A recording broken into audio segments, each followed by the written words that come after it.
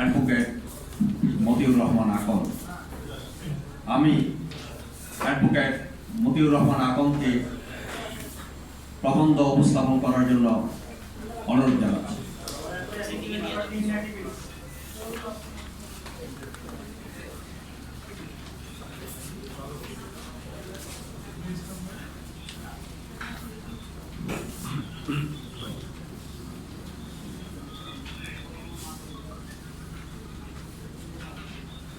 আসসালামু আলাইকুম ওয়া রাহমাতুল্লাহি ওয়া বারাকাতুহু। আলহামদুলিল্লাহি রাব্বিল আলামিন ওয়াসসালাতু ওয়াসসালামু আলা আশরাফিল মুরসালিন ওয়া আলা আলিহি ওয়া আসহাবিহি আজমাইন।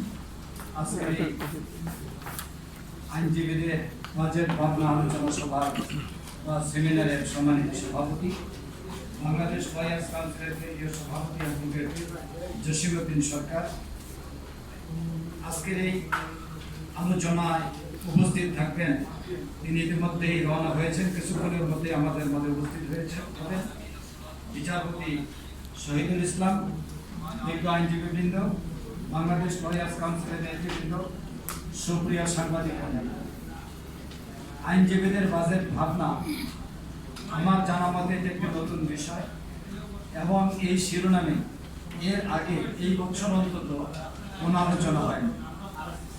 স্বৈরাচারের 17 বছরেও কোনো আলোচনা হয়েছে বলে আমার জানা নেই। পৃথিবীর বিভিন্ন দেশে যখন বাজেট তৈরি করা হয় তখন বিচারাঙ্গনকে অগ্রাধিকার দেওয়া হয় এবং বিচারাঙ্গনে প্রশাসনিক কাঠামো, বিচার ব্যবস্থা এবং বিচার কার্যক্রমের জন্য আলাদা অর্থাৎ পৃথক বাজেট থাকে। এই বাজেটটি কোনো অংশেই কম বাজেট হয় না, কিন্তু বাংলাদেশের প্রেক্ষাপটে যে বাজেট, অতীতের বাজেট যদি পর্যালোচনা করা হয়, 2026 এবং 27 সালের যে বাজেট সরকার প্রস্তুতি নিচ্ছে তাতে আমরা দেখতে পাচ্ছি যে আগামী বাজেটেও বিচার আঙ্গনের জন্য পৃথক বরাদ্দ মাত্র 2200 কোটি টাকা, আর বিটিভির জন্য বরাদ্দ হলো 2500 কোটি টাকা, যুব বিভাগের জন্য বরাদ্দ হলো 3500 কোটি টাকা। অথচ এটা কত বৈষম্যমূলক বাজেট আমাদের সামনে আসতে যাচ্ছে একটা দৃষ্টান্ত থেকে বুঝবেন। বিচার আঙ্গনের সাথে রিলেটেড জুডিশিয়াল স্ট্যাম্প এবং আরো যে সমস্ত জুডিশিয়াল সরকারের ট্যাক্স আদায় করে জনগণের কাছ থেকে, তার পরিমাণ বছরে 15,000 কোটি টাকা।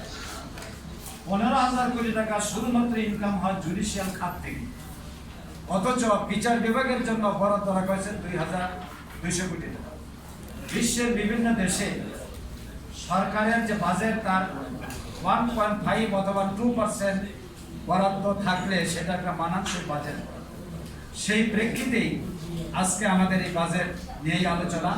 শুধুমাত্র বাজেটের উপরে আমাদের এই বক্তব্য, এই আলোচনাটা সীমায়িত রাখার জন্য আমি চেষ্টা করব। আমরা চেষ্টা করবো ইনশাআল্লাহ। আমি যে প্রবন্ধটি এখানে আপনাদের সাথে উপস্থাপন করছি তার কপি আপনাদের কাছে দেওয়া হয়েছে। এখানে শুধুমাত্র ডেফিনিশনের